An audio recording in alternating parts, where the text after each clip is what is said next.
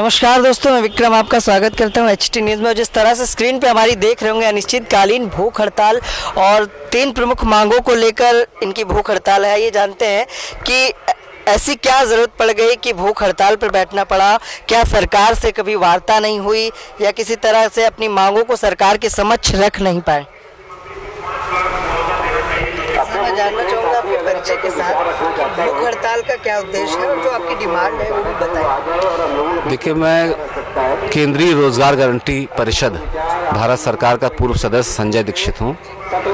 पिछले 7 वर्षों से संविदा कर्मियों के मुद्दों को लेकर मैं संघर्ष कर रहा हूँ। 2 वर्ष पूर्व सुप्रीम कोर्ट ने एक निर्णय दिया था जिसमें कहा था कि संविदा कर्मियों को समान काम का समान वेतन मिलना चाहिए और ऐसा ना मिलना अमानवीय है।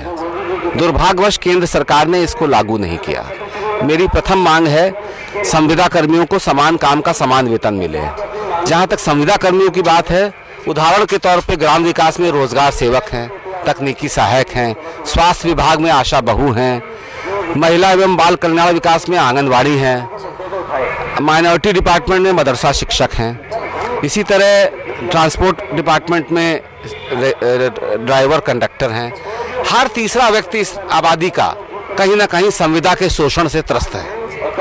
आशा बहू तो ये हैं, वो संविदा कर्मी भी नहीं है, उनको प्रोत्साहन राशि दी जाती है और पिछले 10 वर्षों से काम कर रही है, 2 से 3 हज़ार रुपये महीना मिलता है। तो यह जो पाप हो रहा है, इसके खिलाफ मैं जंतर मंतर पे, कई बार लक्ष्मण मेला मैदान पे मैंने धरना प्रदर्शन किया, लेकिन दुर्भाग्यवश केंद्र सरकार और राज्य सरकारों ने इस जो हमारे देश की जनसंख्या जो संविदा से त्रस्त है उसके बारे में नहीं किया।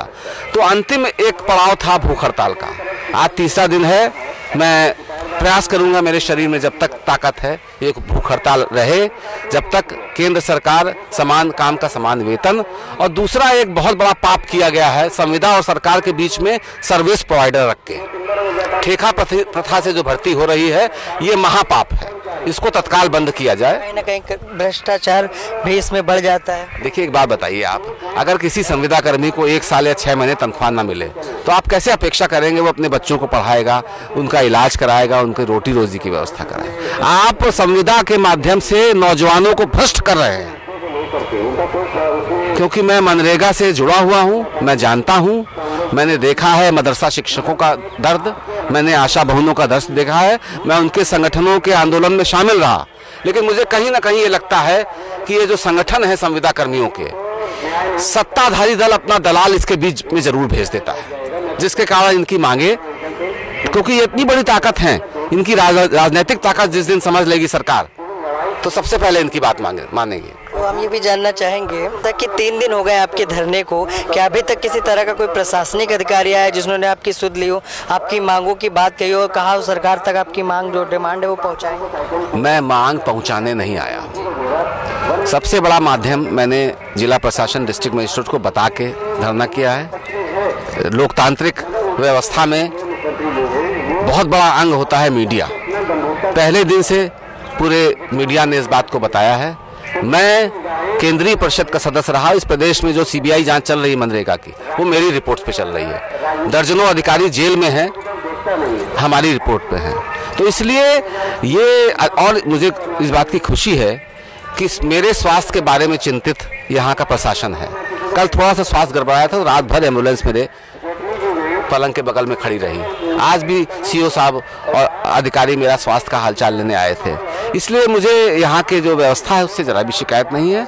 आंखें तो जो मुखिया होता है उसको खोलनी चाहिए। योगी मोदी होश में आओ। और अगर मैं तो कह रहा हूँ कि तुम हमारी मांगे मान लो, मैं अपील करूंगा सभी साथियों से, मदरसा शिक्षकों से लेकर सबसे, कि आप उनको वोट दीजिएगा।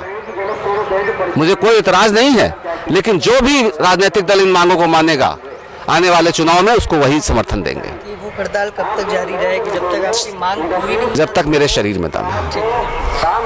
तो जैसा कि इन्होंने कहा कि जब तक इनके शरीर में दम है तब तक इनका ये अनिश्चितकालीन भूख हड़ताल जारी रहेगा। जिस तरह से 3 मांगों को लेकर बैठे हैं और जिस तरह से ये भी कहा कि ठेकेदारी प्रथा और जिस तरह से समान काम का समान वेतन की बात कह रहे हैं, और सरकार ने, कानून ने भी इसको पारित किया, लेकिन अभी तक सरकारें इसके ऊपर ध्यान नहीं दे रही। जिस तरह से सरकार पे कई आरोप लगाए, लेकिन अभी तक इनकी मांग और डिमांड पे किसी तरह की कोई कार्रवाई नहीं हुई। ये भी कहा कि जो इनका धरना है अनिश्चितकालीन है, जब तक इनके शरीर में जान है तब तक चलता रहेगा। इसी के साथ मैं विक्रम आपसे इजाजत चाहूँगा। नमस्कार।